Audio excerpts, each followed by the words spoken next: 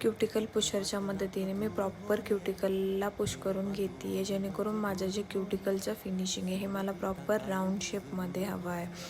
हे पुशिंग झाल्यानंतर मी ड्रिल मशीनचा उपयोग करून जे आपला एक्सेस व्हाईट डेड पार्ट आहे तो ड्रिल मशीनच्या मदतीने प्रॉपर क्लीन करून घेते, जेणेकरून माझं जे जेल ओव्हरलेचं फिनिशिंग आहे ते एकदम नीट आणि क्लीन दिसावं. हे फिनिशिंग जर तुमचं नीट आणि क्लीन असेल तर तुमचं जेल ओव्हरले किंवा एक्सटेन्शन हे दिसायला एकदम फिनिशिंगमध्ये दिसतं. त्यानंतर मी क्युटिकल कटरच्या मदतीने क्युटिकल कट करते आहे. आपण जी ड्रिल मशीन यूज केलेली आहे क्युटिकल लाईनला ती फक्त डेड पार्ट कट करते आहे, ती प्रॉपर क्युटिकल कट करत नाही. त्यामुळे आपल्याला इथे क्युटिकल कटरची मदत घेणे गरजेचे आहे. त्यानंतर फायलरच्या मदतीने मी प्रॉपर शेप करून घेते आहे जो हवा आहे तो.